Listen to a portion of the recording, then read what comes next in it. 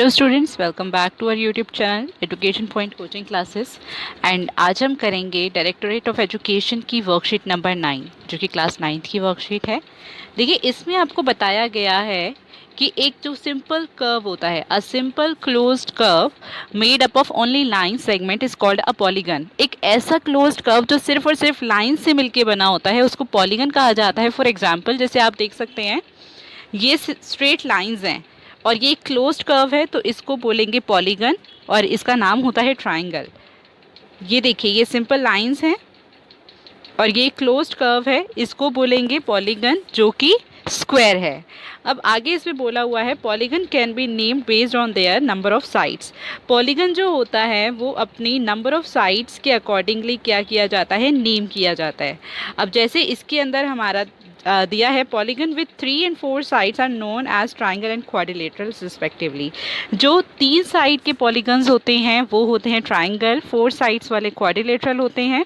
इसी तरीके से 5 साइड्स वाले हमारे जो होते हैं पेंटागन, 6 साइड वाले हेक्सागन, वो आप आगे पढ़ेंगे।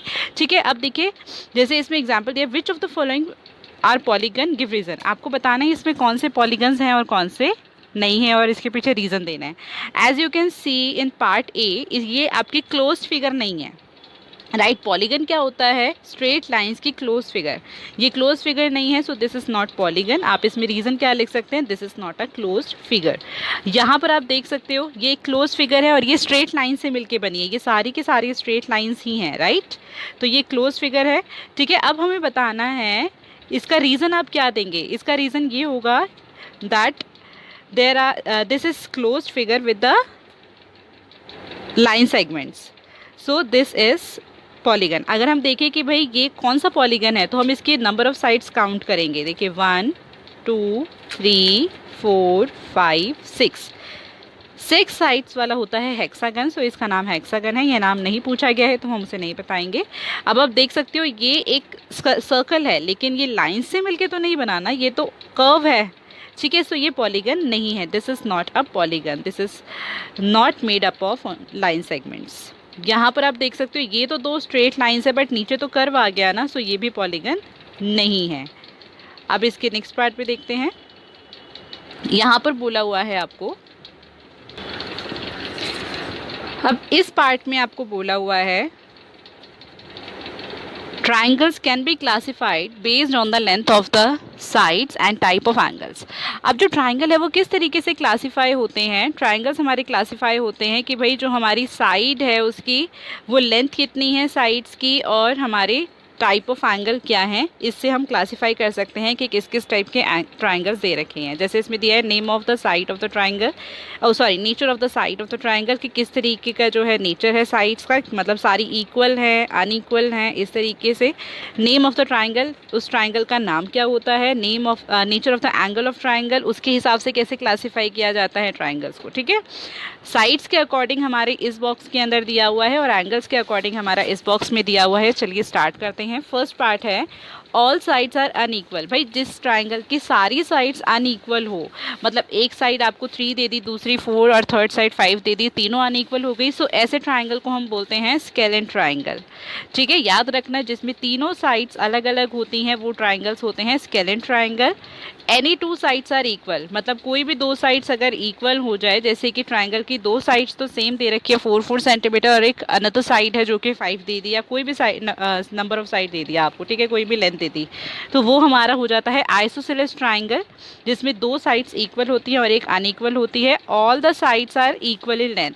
अगर सारी साइड्स इक्वल लेंथ की है, मतलब अगर सारी ही 10 तीनों 10 की है, तीनों 5 की, या फिर तीनों मतलब जो साइड्स हैं उनकी लेंथ सेम है, ऐसे ट्राइंगल को हम बोलते हैं इक्विलेटरल ट्राइंगल। अब ये तो हुआ हमारा classification according to the sides of the triangle. अब इसके बाद हम करेंगे कि एंगल्स के अकॉर्डिंगली कैसे ट्राइंगल को क्लासीफाई किया जाता है। Each angle is acute. देखिए, एक्यूट एंगल क्या होता है, जो कि लेस देन हमारा क्या होता है, 90 डिग्री होता है, 90 डिग्री से छोटा। 90 डिग्री से जितना मर्जी छोटा हो सकता है, लेकिन जीरो से बड़ा होना चाहिए। Greater than zero but less than 90 degree, वो होते हैं एक्यूट एंगल। सो ऐसे ट्राइंगल को हम बोलते हैं एक्यूट एंगल ट्राइंगल। इसके बाद अगर one angle is a right angle, अगर एक angle right angle like this, अगर इस तरीके से दिया हुआ है एक एंगल राइट एंगल है, सो ऐसे ट्राइंगल को बोलते हैं right angle triangle. And one angle is obtuse. Obtuse क्या होता है हमारा, जैसे कि आपका जो एक एंगल है वो क्या दिया हुआ हो, 90 से greater but less than 180 degree, 90 से बड़ा होगा और 180 से छोटा होगा, ऐसे हम ट्राइंगल को बोलते हैं ऑब्ट्यूज एंगल ट्राइंगल। देखिए एक्यूट एंगल जो जीरो से बड़ा 90 से छोटा होता है वो एक्यूट एंगल ट्राइंगल होता है। जिस पे 90 डिग्री का एंगल बन जाए, कोई भी एक एंगल 90 डिग्री का हो, वो होता है हमारा राइट एंगल ट्राइंगल। और जिसमें ऑब्ट्यूज एंगल होते हैं, ऑब्ट्यूज एंगल मीन्स 90 से बड़ा 180 से छोटा, ऐसे ट्राइंगल को हम बोलते हैं ऑब्ट्यूज एंगल ट्राइंगल।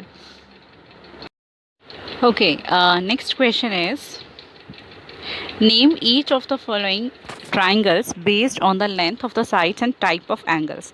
आपको इन तीनों triangles का name देना है according to their sides and according to their angles also. So start करते हैं।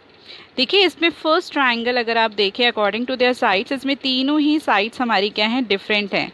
तो जिसमें तीनों साइड्स डिफरेंट होती हैं वो होता है हमारा स्केलन ट्राइंगल। सो ये अकॉर्डिंग टू देयर साइड, इसके फर्स्ट बॉक्स में हम लिखेंगे स्केलन ट्राइंगल। एंड सेकेंड अगर हम अकॉर्डिंग टू एंगल देखें, देखिए ये हमारा कौन सा एंगल बना हुआ है, ये 90 से बड़ा है, इसका मतलब ये ऑब्ट्यूज एंगल है। सो अकॉर्डिंग टू एंगल हमारा ये कौन सा ट्राइंगल होगा, ऑब्ट्यूज एंगल ट्राइंगल। इसके फर्स्ट पार्ट में यहाँ पर आपको लिखना है स्केलन ट्राइंगल, ये अकॉर्डिंग टू साइड है क्योंकि इसकी all three sides are different.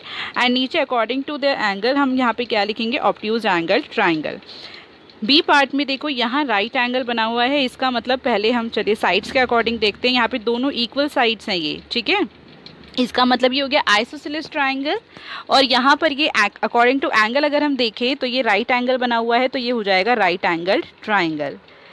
C part के अंदर all three sides are equal, right, so ये हो जाएगा इक्विलेटरल ट्राइंगल जिसकी तीनों साइड्स इक्वल होती हैं। और यहाँ पर अगर हम देखें तो इसके एंगल बने हुए हैं, यहाँ पर देखिए एक्यूट एंगल्स हैं, राइट, एक्यूट एंगल ट्राइंगल हो जाएगा। अब वैसे आपको पता भी होगा जो इक्विलेटरल ट्राइंगल होता है उसमें 60 डिग्री के ईच एंगल होते हैं, 60 डिग्री क्या होता है, एक एक्यूट एंगल होता है। अब देखिए हम क्वाड्रिलेटरल्स को उनकी प्रॉपर्टीज़ के अकॉर्डिंगली कैसे क्लासिफाई करते हैं वो पढ़ेंगे। जैसे फर्स्ट क्वाड्रिलेटरल होता है, अभी पहले ये देख लीजिए, क्वाड्रिलेटरल एक ऐसा पॉलीगन होता है जिसकी 4 साइड्स होती हैं, ठीक है। फर्स्ट क्वाड्रिलेटरल यहाँ पे दिया हुआ है ट्रेपेजियम। ट्रेपेजियम की अगर आपको शेप याद दिलाऊं तो कुछ ऐसी शेप होती है ट्रेपेजियम की, ठीक है, जिसके अंदर आपकी ये दो साइड्स क्या होती है, पैरेलल होती हैं। सो इसके अंदर यही इसकी प्रॉपर्टी है, one pair of parallel side. इसके अंदर एक पेयर होता है किसका, पैरेलल साइड्स का। इसके बाद यहाँ पर इसका नेक्स्ट दिया हुआ है parallelogram. Opposite sides are equal and parallel. Parallelogram की शेप कुछ ऐसी होती है, ये भी 4 साइड्स का क्वाड्रिलेटरल ही है। इसका जो पेयर ऑफ साइड्स होता है, ऑपोजिट पेयर ऑफ साइड्स, मतलब ये वाली sides and these two sides, ये ऑपोजिट साइड्स के पेयर हैं, ये पैरेलल होते हैं और क्या होते हैं, इक्वल भी होते हैं। और यहाँ पर क्या दिया हुआ है, opposite angles are equal. Opposite angles are like this and this, ये ऑपोजिट एंगल का पेयर हो गया। इसी तरीके से ये वाला एंगल इसके ऑपोजिट ये वाला हो गया, ये भी हमारे क्या होते हैं, इक्वल होते हैं। और इसमें एक चीज़ बोली हुई है, डायगनल्स बाइसेक्ट ईच अदर। देखिए डायगनल्स ये होते हैं, ठीक है, ये एक दूसरे को बाइसेक्ट करते हैं। इसका मतलब क्या है, देखिए बाइसेक्ट करने का मतलब हो गया, जैसे कि मान लीजिए ABCD एक पैरेललोग्राम है और इसके डायगनल्स इंटरसेक्ट कर रहे हैं पॉइंट O पर। AC and BD are diagonals, okay. तो बाइसेक्ट ईच अदर का मतलब है कि दो इक्वल पार्ट में डिवाइड कर देना, means AO is equals to OC and OD is equals to OB। ये मतलब होता है डायगनल्स बाइसेक्ट करना। इसके नेक्स्ट पार्ट में बोला हुआ है रेक्टेंगल। अब देखिए रेक्टेंगल कैसा होता है, all properties of a parallelogram. इसमें सारी प्रॉपर्टीज़ पैरेललोग्राम वाली होती हैं, जैसे कि ऑपोजिट साइड्स क्या होती है, इक्वल और पैरेलल। देखिए रेक्टेंगल कुछ ऐसा होता है। अब आप देख सकते हो कि इसके अंदर जो इसके ऑपोजिट साइड्स हैं वो पैरेलल तो हैं ही ना। देखिए ये कभी भी ये वाली साइड और ये कभी मिलेंगी नहीं आपस में ना, ये कभी मिल सकती हैं। सो ये पैरेलल होती हैं साइड्स और इक्वल भी होती हैं। और क्या क्या प्रॉपर्टीज़ होती हैं, ऑपोजिट एंगल्स आर इक्वल। इसमें तो आपको पता ही होगा सारे एंगल 90 डिग्री के होते हैं रेक्टेंगल के अंदर, क्योंकि ये शेप होती है ना स्ट्रेट, तो यहाँ पर ये तो 90 डिग्री हो जाएगा। इसके बाद इसमें दिया हुआ है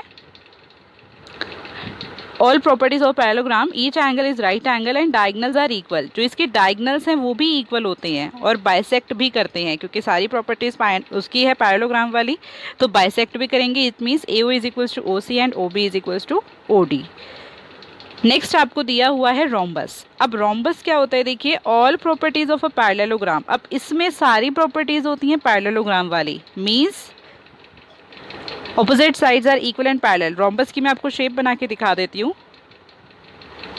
ये कुछ स्क्वायर के जैसा लगता है, ठीक है, बस स्क्वायर के साइड को थोड़ा स्लांट में ले जाइए, थोड़ा टेढ़ा कर दीजिए साइड्स को, ठीक है। अब इसमें बोले इसकी भी ऑपोजिट साइड्स क्या होंगी, पैरेलल होती हैं और इक्वल होती हैं। और क्या होता है, ऑपोजिट एंगल्स आर इक्वल। इसके भी जो ऑपोजिट एंगल होंगे इसको नेम कर देते हैं, means A is equals to C होगा और angle B is equals to D हो जाएगा।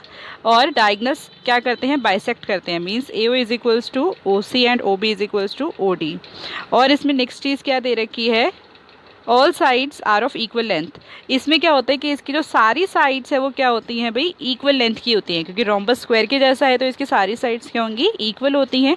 Diagonals are perpendicular to each other. जो इसके डायगनल्स होते हैं वो परपेंडिकुलर होते हैं। अब देखिए इसका क्या मतलब है डायगनल्स परपेंडिकुलर होना, इट मीन्स ये जो डायगनल्स हैं ये एक दूसरे पर परपेंडिकुलर, ये जो जितने भी एंगल है ना, angle AOB is 90, angle BOC is 90, ये भी 90 होगा DOC, एंड यहाँ पर AOD भी 90। ये मतलब होता है इसका कि ये सारे एंगल्स क्या होंगे, परपेंडिकुलर टू ईच अदर। इसी तरीके से स्क्वायर की प्रॉपर्टी आपको दी हुई है that all properties of a parallelogram, सारी प्रॉपर्टीज पैरेललोग्राम वाली। स्क्वायर तो देखिए आप पता ही होगा, स्क्वायर से फेमिलियर हैं आप लोग, ये स्क्वायर होता है। सारी प्रॉपर्टीज़ पैरेललोग्राम की मतलब opposite sides are equal and parallel, ठीक है, diagonals are equal, opposite angles are equal, angle तो इक्वल होंगे ही बिकॉज सारे एंगल 90 के होते हैं। एंड सारी प्रॉपर्टीज़ इसमें रेक्टेंगल की भी लग जाती हैं और रोम्बस की भी लग जाती हैं, मतलब diagonals bisect each other at right angles, bisect भी करेंगे और राइट एंगल्स पे भी बाइसेक्ट करेंगे। अब देखिए इसमें दिया हुआ है state whether true and false. अब आपको बताना है कि ट्रू है या फॉल्स है। Each angle of a rectangle is a right angle. Yes, अभी हमने पढ़ा कि रेक्टेंगल के सारे एंगल्स क्या होते हैं, राइट एंगल होते हैं, सो ये ट्रू हो जाएगा। All rectangles are square. क्या सारी रेक्टेंगल स्क्वायर हो सकते हैं? देखिए रेक्टेंगल्स के सिर्फ ऑपोजिट साइड्स इक्वल होती हैं, राइट, लेकिन स्क्वायर की तो ऑल 4 साइड्स इक्वल होती हैं, तो हम तो नहीं कह सकते कि सारे रेक्टेंगल स्क्वायर होंगे, बिल्कुल पॉसिबल नहीं है। अगर ये उल्टा होता, ये होता square all squares are rectangles, so ये पॉसिबल होता क्योंकि उसके ऑपोजिट साइड्स भी इक्वल ही होंगी, सो ये हमारा हो जाएगा फॉल्स। नेक्स्ट इसमें बोला है the diagonal of a square perpendicular to each other. Yes, अभी हमने पढ़ा था कि जो डायगनल्स होते हैं स्क्वायर के वो परपेंडिकुलर होते हैं। देखिए इसमें बोला था ना परपेंडिकुलर टू ईच अदर, और रोम्बस की प्रॉपर्टी स्क्वायर में लगी थी, सो ये हमारा हो जाएगा ट्रू।